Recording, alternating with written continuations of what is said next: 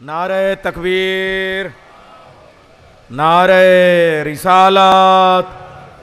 دیکھیے نعرہ تکبیر کا مطلب لا الہ الا اللہ ہوا، نعرہ رسالت کا مطلب محمد رسول اللہ ہوا، کلمہ مکمل ہو رہا ہے۔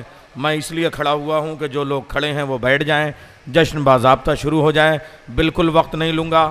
12 شعراء کرام بیرونی ہیں، 12ویں امام کا جشن ہے، 32 شعراء کرام مقامی ہیں، اس لیے قطعاً زیادہ گنجائش نہیں ہے، لیکن میرے ساتھ مل کے ایسا نعرہ لگائیں کہ کاظمین سے صدا بلند ہو، نجف تک پہنچے، اور نجف سے پہنچ کے پھر سامرا تک جائے، اور سامرے سے پہنچ کے خانہ کعبہ تک جائے، تاکہ یہ جو جشن انتظار ہے وہ جشن ظہور میں بدل جائے، سنانے والے مولا کو سننے لگیں، اور وہ پشت کعبہ سے آواز دیں، زمین اور زمانے کی تنابیں سمٹ جائیں۔ میرے ساتھ نعرہ لگائیں، نعرہ تکبیر، نعرہ رسالت۔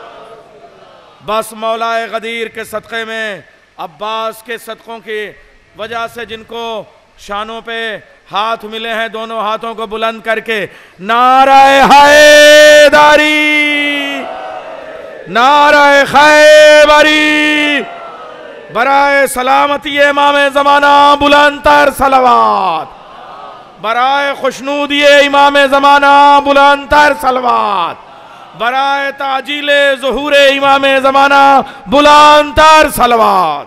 اللہم صلی علی محمد وآل محمد۔ جب ہم نے قرآن کریم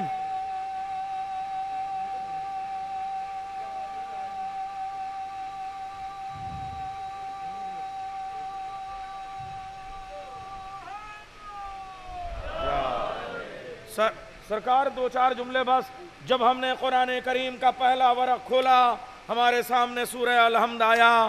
نماز پنجگانہ میں ہم نے پڑھا بسم اللہ الرحمن الرحیم، الحمدللہ رب العالمین، الرحمن الرحیم، مالک یوم الدین، ایاک نعبد و ایاک نستعین، اہدنا الصراط المستقیم۔ اس آیت پہ آیت ایک ہے، ترجمے 2 طرح کے ہوئے۔ ایک ترجمہ وہ جو دنیا داری کی نظر ہو گیا، اس نے کہا پالنے والے ہمیں راہ مستقیم دکھا، اور پیچھے پڑھنے والوں نے کہا آمین آمین ثم آمین۔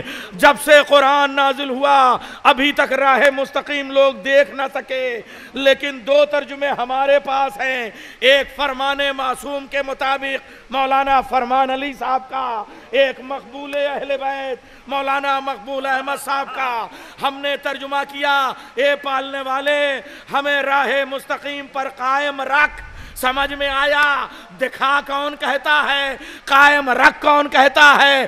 جس کے پاس قائم ہے وہ کہتا ہے قائم رکھ، جس کے پاس قائم نہیں ہے وہ دکھانے کی آمین کرتا رہتا ہے۔ نعرہ حیدری۔ جس کے پاس قائم ہے وہ الحمدللہ کہتا ہے۔ سرکار مولانا سید عروج الحسن میسم صاحب کی جو تقریر ہے وہ نہ صرف عروج بلکہ معراج پہ لے کے چلی گئی۔ مولانا شوذب کاظم صاحب چیئرمین تنظیم جعفری آج کے صدر ہیں، ان کی صحت اور سلامتی کے لیے بآواز بلند نعرہ صلوات ارشاد فرمائیں۔ اللہم صلی علی محمد وآل محمد۔ شعراء کرام میں کیا عرض کروں، خاص طریقے سے جناب منظر بھوپالی، جناب آغا سروش، جناب نایاب ہلوری، ان شعراء کو میں نے شروع سے یہاں سنا ہے، کتنی بار سنا ہے۔ ان کی موجودگی میں کیا شعر پڑھوں اور کیا نظامت کروں؟ آپ لوگوں نے میرے شعور کی تربیت کی ہے، جتنی میری کل عمر ہے اس سے بڑا شاید جشن قائم ہے۔ 39-40 برس میری عمر ہے، 39-40 برس یہ جشن قائم ہے۔ ہاں البتہ جب میں 8-9 برس کا تھا اور جلال پور کے قصبے کی دھول مٹی سے نکل کے لکھنؤ کی گلیوں میں اپنا زبان کی شدھ بدھ کے لیے میں میوں چلا کرتا تھا، بھد بھد گرا جاتا تھا، اس وقت لوگوں نے مجھے جو زبان سکھائی وہ یہاں لے کے آئے، اور جشن قائم میں ہی جو شعر میں نے سنے اس سے میری زبان کی تربیت ہوئی۔ اس زمانے میں کیسے کیسے شعر اس جشن میں پڑھے جاتے تھے، میں آپ کو 30-32 سال پہلے کے شعر جشن قائم کے سناتا ہوں۔ سید محمد مبارک پوری نے ایک شعر پڑھا تھا، تمہارے نام سے قائم یہ جشن قائم ہے۔ اسی جشن قائم کا شعر اسی جشن قائم میں سنا تھا، اسی جشن قائم میں سنا رہا ہوں۔ تمہارے نام سے قائم یہ جشن قائم ہے کاظمین کو بھی انتظار، آ جاؤ۔ اور وہ ماحول تھا، لکھنؤ کے لوگ بار بار بھائی ذرا سا ہوا ادھر بھی مومنین تک پہنچنی چاہیے، اور ابھی تو سامرے والی ہوا آئے گی، آپ بالکل پریشان نہ ہو، امام زمانہ کی سواری آ رہی ہے، ان کے استقبال میں آپ نعرہ صلوات ارشاد فرمائیں۔ 14 معصومین کی آمد ہے، اللہم صلی علی محمد وعلی۔ کچھ تو نظامت ہو، اس لیے میں ایک مطلع پہلے اسد اللہ خان غالب، غالب علی کل غالب، حضرت امیر المومنین علی ابن ابی طالب علیہ السلام کی خوشنودی کے لیے صلوات بھیجیں آپ حضرات۔ جس نے علی کے عشق میں اپنے آپ کو غالب لکھا، جس کا نام اسد اللہ، وہ غالب عقیدہ انتظار میں غزل کہتا ہے تو دنیا کا سب سے بڑا غزل گو ہوتا ہے۔ امام زمانہ کی مدح میں اس کی غزل کا مطلع پیش کرتا ہوں۔ کس کا خیال روکش فصل بہار ہے، ایک شعر تاکہ شروعات تو ہو جائے کہ ہاں اردو ادب کو ہم کچھ سرمایہ دے رہے ہیں۔ کس کا خیال روکش فصل بہار ہے، ہر برگ گل کے سینے میں دل بے قرار ہے۔ تو ہر برگ گل کے سینے میں دل بے قرار ہے، یہ مطلع میں نے صرف اس لیے پڑھ دیا کہ گراف ایجنسی سے یہ محفل پوری دنیا کے ہزاروں لوگ دیکھ رہے ہیں، ان کی سمجھ میں آ جائے کہ جشن قائم کا پہلا شاعر غالب دہلوی ہے۔ اس لیے میں نے مرزا غالب کا یہ مطلع پیش کر دیا۔ اب آئیے اردو زبان حیدرآباد دکن سے چلی، آغا سروش صاحب یہاں موجود ہیں، یہاں پہ سعید شہیدی، آغا سروش، ان کو سننے کے لیے ہم لوگ صبح 4 بجے تک اسی فرش محفل پہ بیٹھے رہتے تھے۔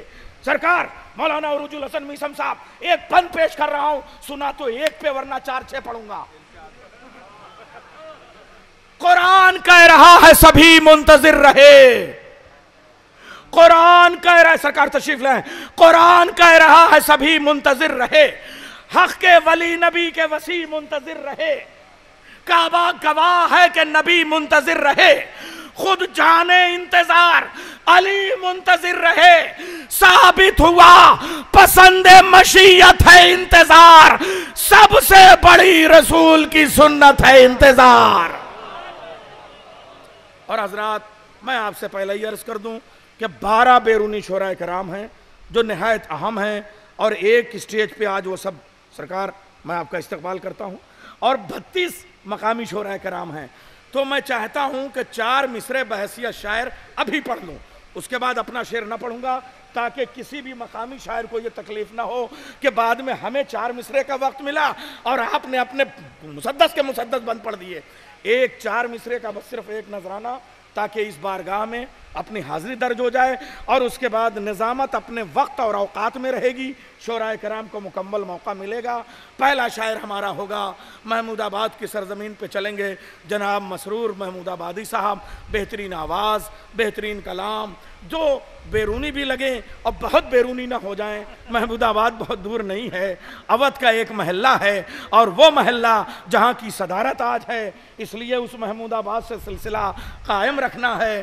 تو میں سرکار عروج الحسن میثم صاحب کے دیار میں چلتے ہوئے مسرور محمود آبادی کو بلاؤں گا نیر جلال پوری صاحب کے 4 مصروں کے ساتھ۔ 4 مصرے بھی اتنے چھوٹے چھوٹے ہیں کہ ان کو آپ ایک ہی شعر مانیے گا۔